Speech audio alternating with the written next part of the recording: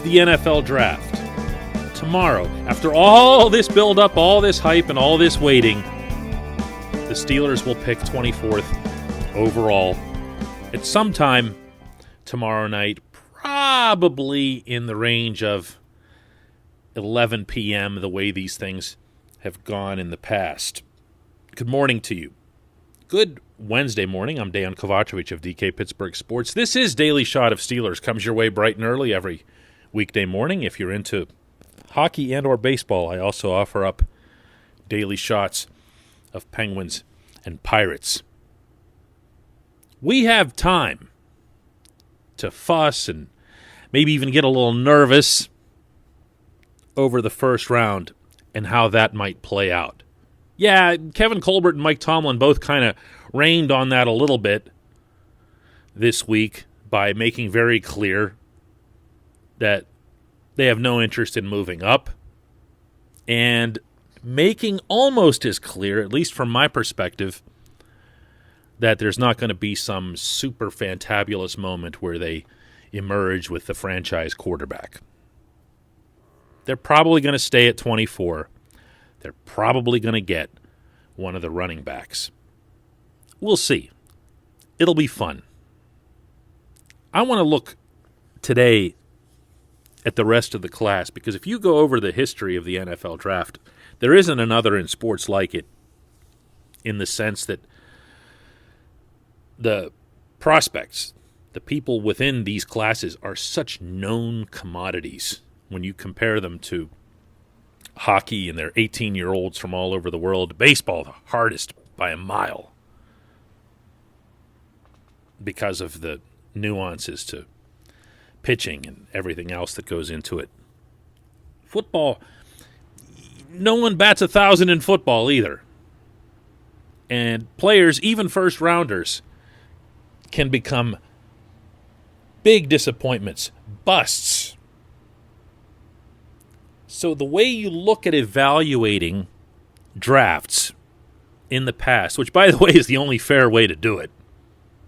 Everyone's going to be assigning grades like within 30 seconds of a team's pick tomorrow.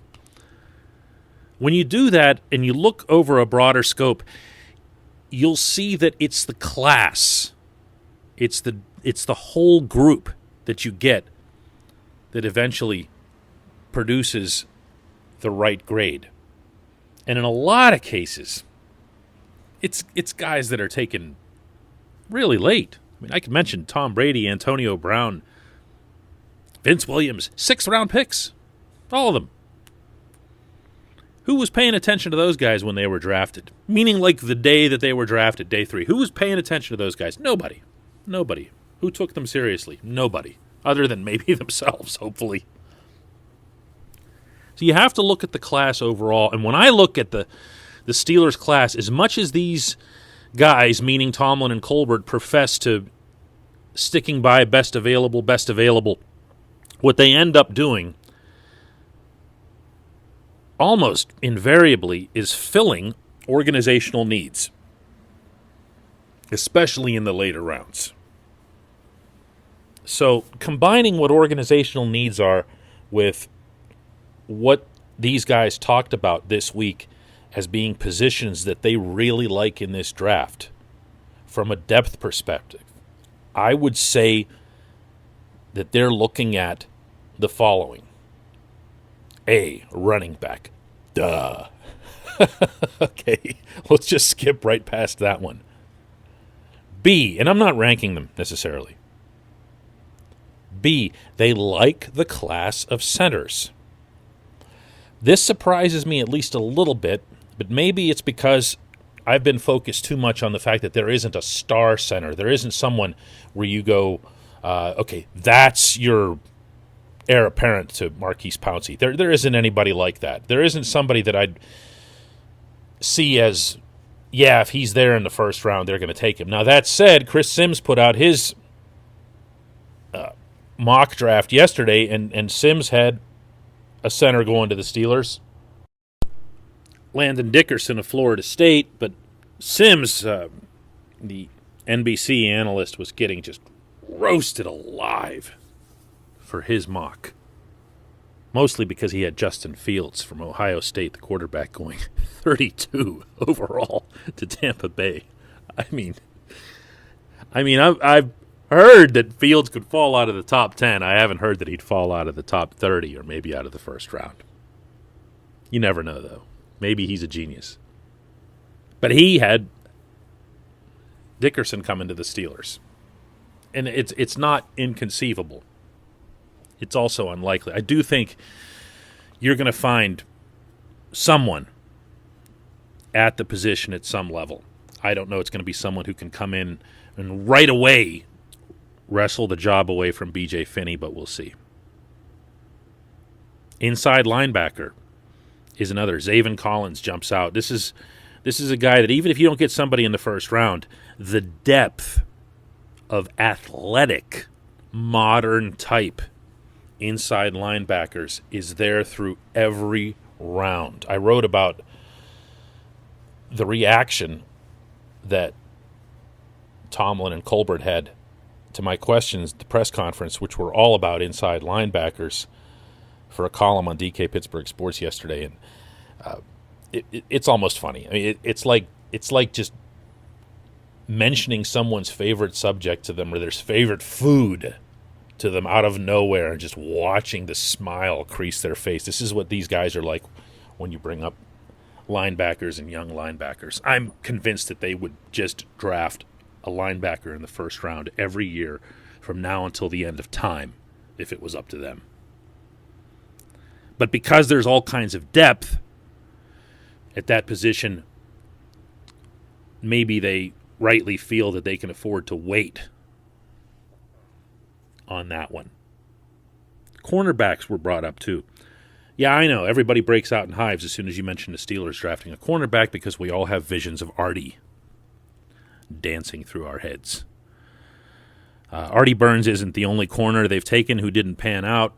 Others were because of injury. Senquez Golson jumps out in this regard. They haven't been great at it. I don't know that it's enough of a trend where you could say, wow, they're every bit as bad at drafting corners as they are good at drafting wide receivers.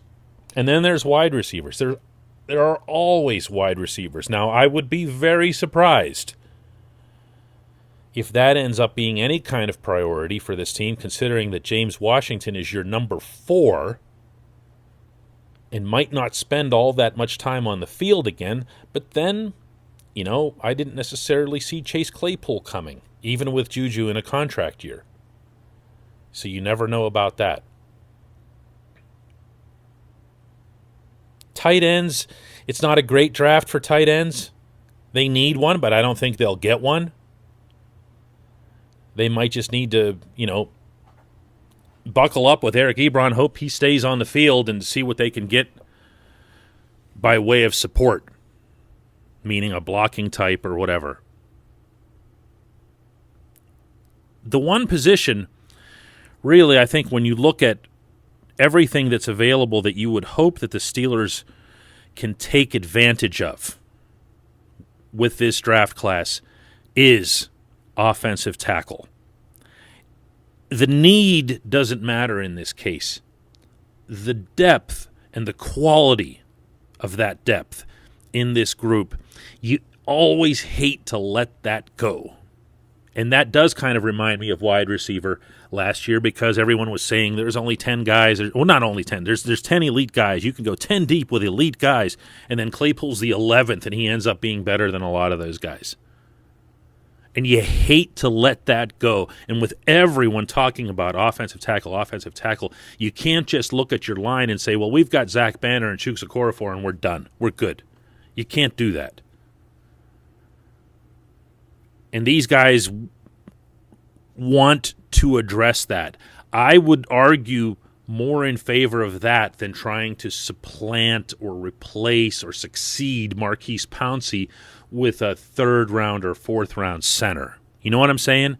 Get yourself an offensive tackle, even if it doesn't match up. This portion of Daily Shot of Steelers is brought to you by Luxembourg, Garbett, Kelly, and George. That's a personal injury law firm in Western Pennsylvania. They represent people who've been hurt in car accidents, who need help with workers' comp, who filed medical malpractice claims.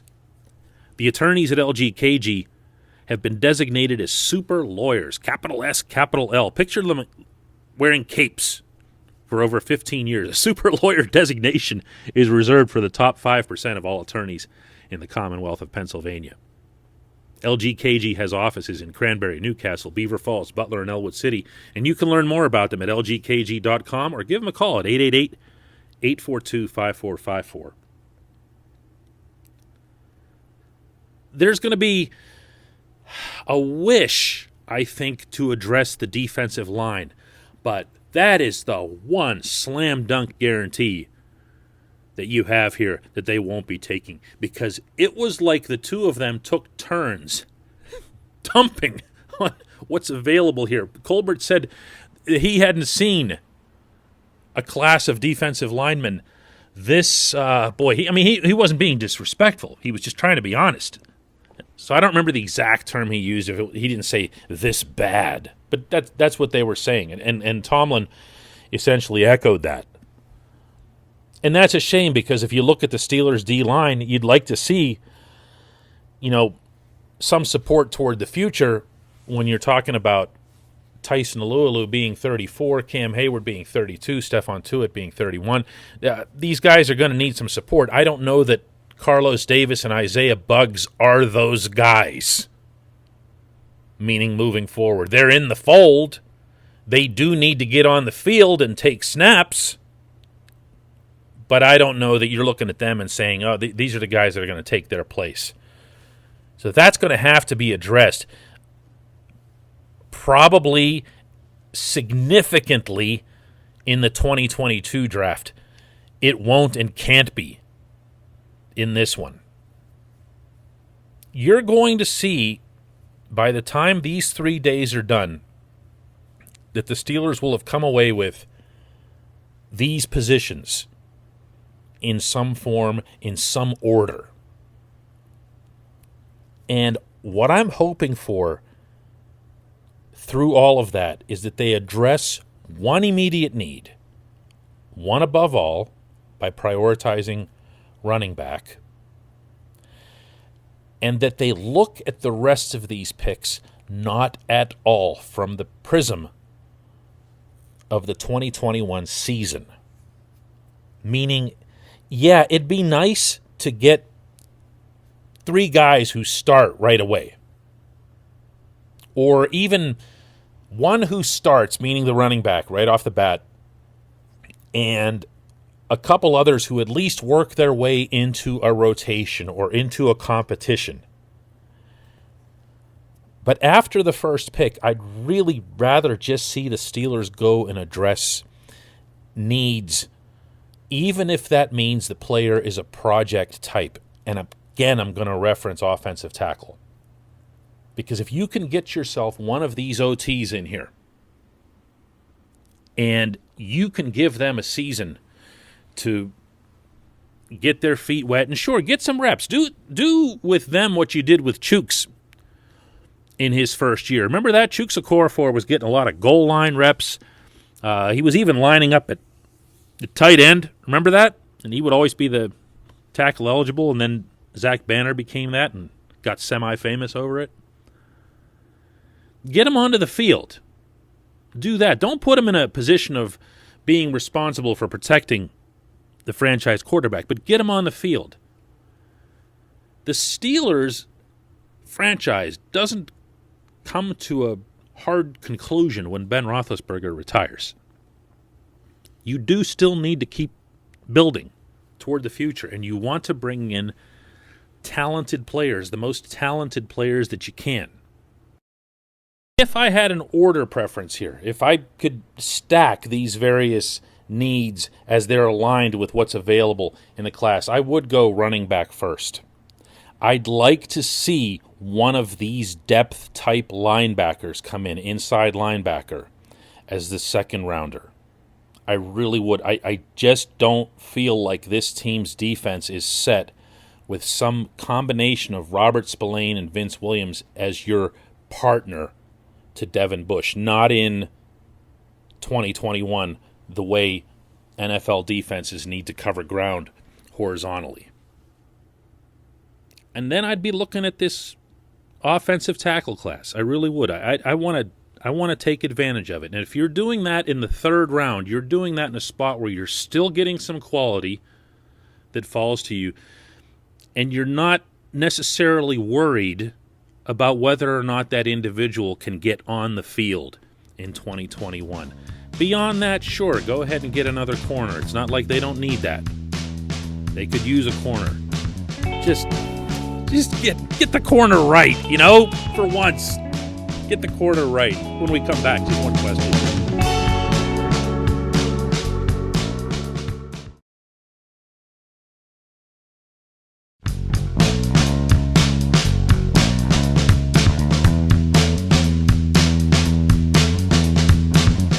Welcome back. It's time for just one question, and that comes from Ken in West Virginia, who says, "Hi, Dejan. Without getting into what I believe are lean years ahead, I will say that the Steelers had better considered early offensive line help. The only proven guy they have is David DeCastro, who's entering his 10th season. The tackle spots are huge. I hope Zach Banner's the answer at one of them, but I don't think Chooks is at the other. Center is another on this line. Am I leaving someone out?" Well, Ken, the offensive line and its makeup for the coming season are only going to be impacted by this draft if the Steelers come away with a first-round center. That is it. You're not going to see them draft an offensive tackle and put that offensive, meaning in the first round, and put that offensive tackle out there ahead of Banner or Chooks, regardless of what you or I think of them. For a couple reasons. One, the responsibility to protect Ben's blind side is not going to go to a baby-faced rookie. I don't care how talented they are. Ben's worked with Chooks. Ben knows Chooks. Chooks is going to be on the blind side. Simple as that. And to the right side, Banner's strength, and I'm underscoring the term strength, is run blocking. And that's the side you're going to see the Steelers want to send their power through. And I don't think you're going to see a rookie step into that. So it would have to be a center. And, no. I can't go there. I can't go there. I'm not suggesting this offensive line is gold as currently constituted.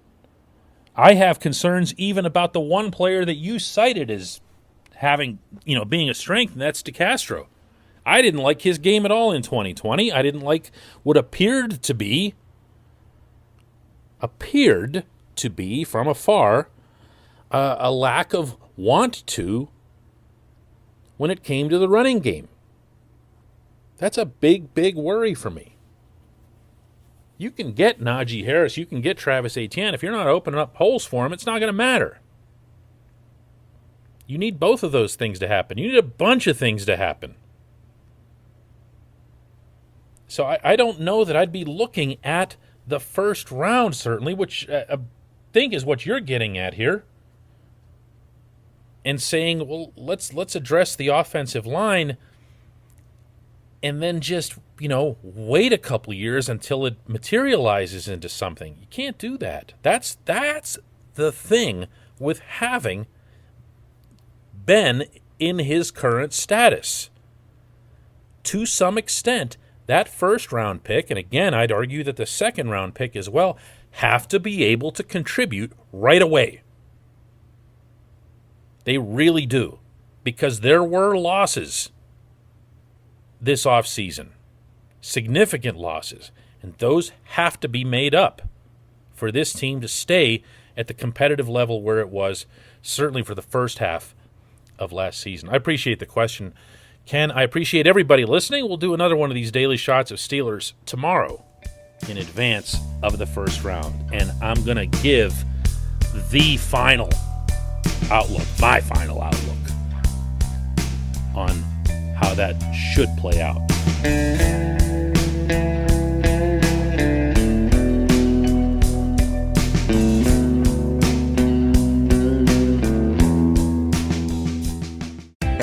Park University in the heart of downtown Pittsburgh, they understand there's no substitute for real-world experience and career-building connections. Their innovative curriculum engages students with distinctive experiential learning opportunities. Point Park's pioneering co-op program empowers qualified students to work in full-time, paid positions with their corporate partners while earning college credits. Visit pointpark.edu/works to learn more. Career ready. That's the point. Point Park University. Your front door, your car, your gym locker, your gun. Safety is a habit. Learn more about how to keep guns safe and secure. Visit projectchildsafe.org.